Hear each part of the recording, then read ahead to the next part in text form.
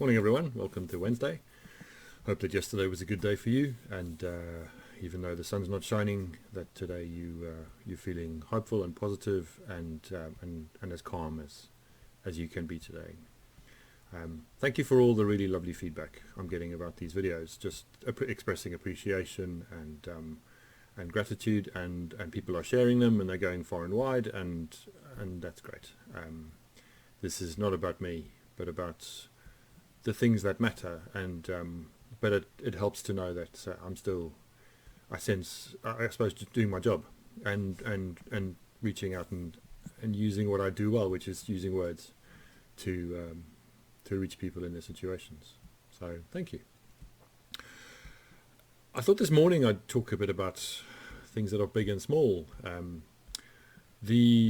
South Africa has 11 official languages, and one of those is Zulu, which is one of the most well-known, mostly because Michael Caine some years ago was in a film called Zulu, and some of British history is caught up in colonial wars with the Zulu nation, a nation of historical warriors, and one of the stronger tribes in the history of South Africa. The Zulu word for big is Nkulu, Nkulu, Nkulu. The Zulu word for God is Nkulunkulu, which is quite literally big, big. Some have said the big one bigger than big, which is a lovely way of thinking about God and describing God. And I'm not this morning going to talk about omnipotence or God's power and the fact of human suffering, and I will do that another time, because that's one of the questions that comes with thinking about big, and whether God has limitations, or what choices God makes, if God makes choices at all, in terms of how we find ourselves in a situation like this and what that means. But I just want to think about things that are big and things that are small, because it is tragically ironic that the world is on its knees, the human world is on its knees, because of a tiny organism, a virus. When we are so quick to pride ourselves on the big things we build and the big things we do as human beings, and the irony of that is that even buildings like the Burj Khalifa in Dubai, which is over 1,000 meters tall, which I haven't ever seen in the flesh, but I know if I did, would find it quite amazing, even just from an engineering point of view, that we can build things that big. I mean, the fact remains that if you took a globe the size of a football, the entire atmosphere would be contained within a single coat of paint around a globe the size of a football. And so even things like the Burj Khalifa, even though they might be extraordinarily large to us, in the grand scheme of things, they're just pinpricks in the sky on an insignificant planet, in a corner of a galaxy, in a local grouping of galaxies. We're our nearest neighbours, 2.5 million, 2.5 million light years away. In the vastness of the universe, we are just small.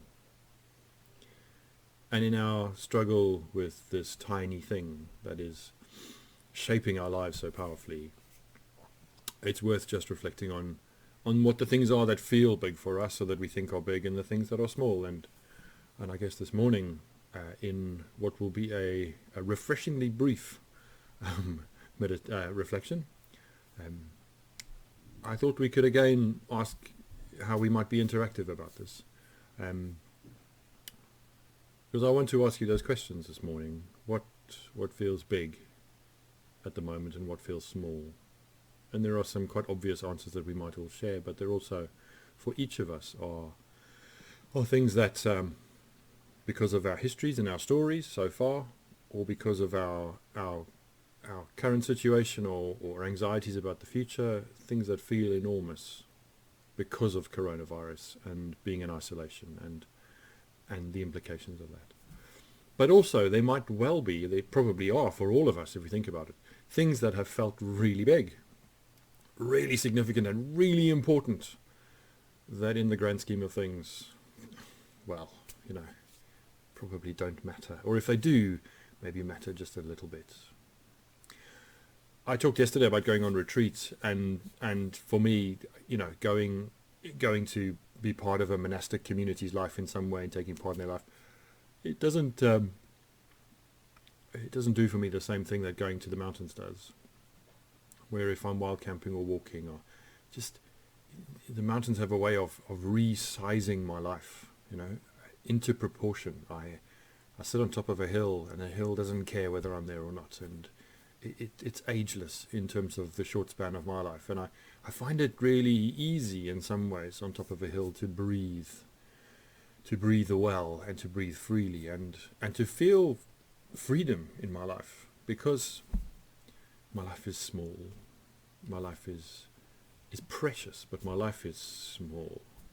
And so many of the things I worry about and that concern me, or that I strive for, or think are the measures of me in some way, are really little, really, really little things in the grand scheme of things. So what feels big for you today? What feels small for you today?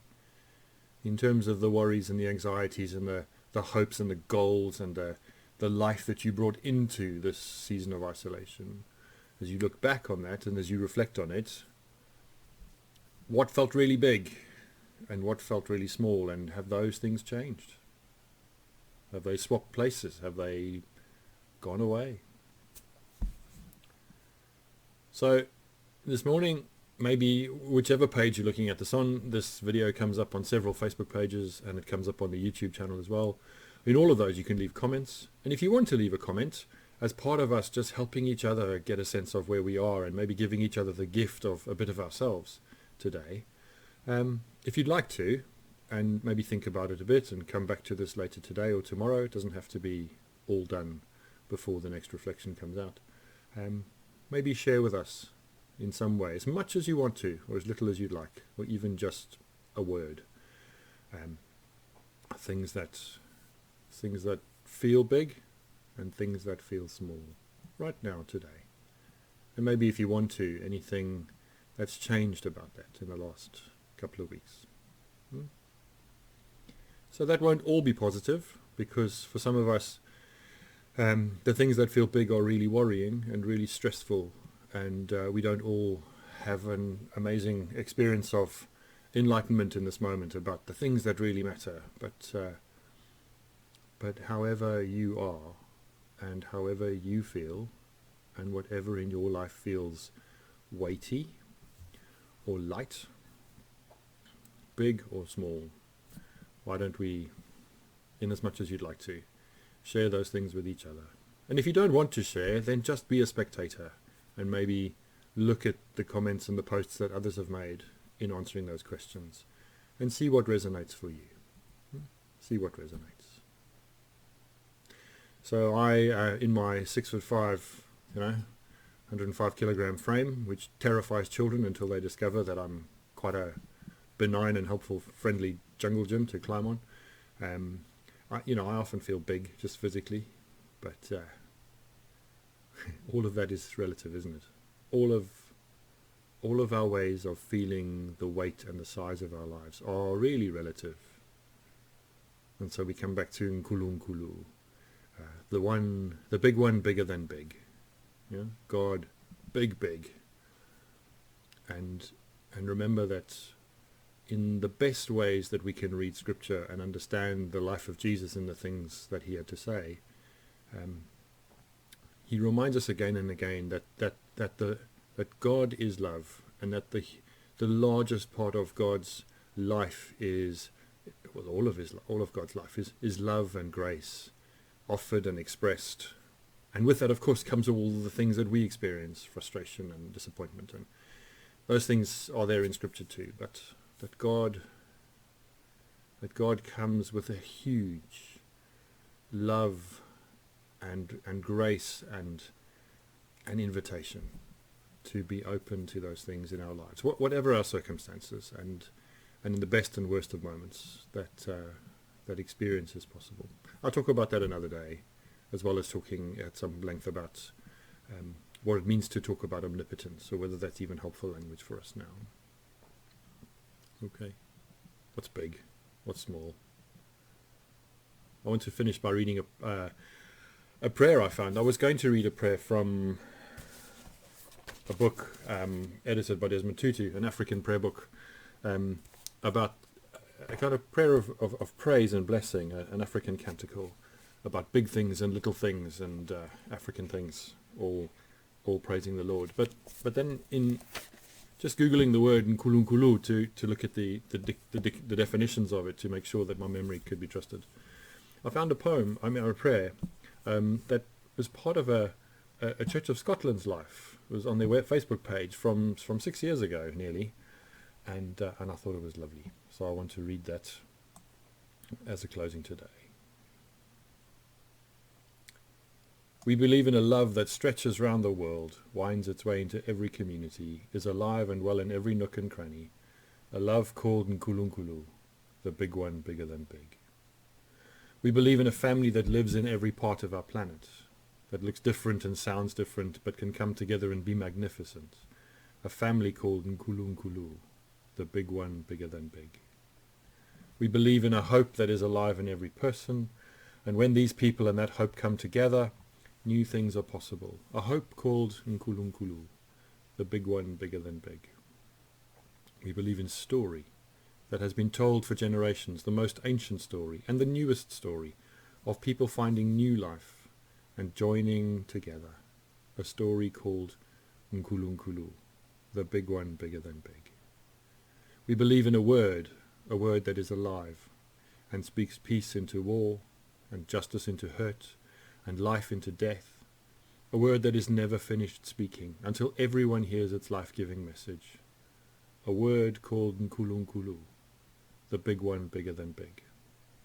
And we believe in a God who has been around since before time and who travels with us through every time, a God who is understood in a million different ways.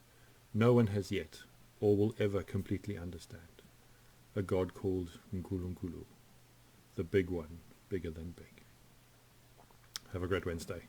And leave your comments and let's tell our stories to each other of what today looks and feels like in terms of big and small. God bless. See you tomorrow.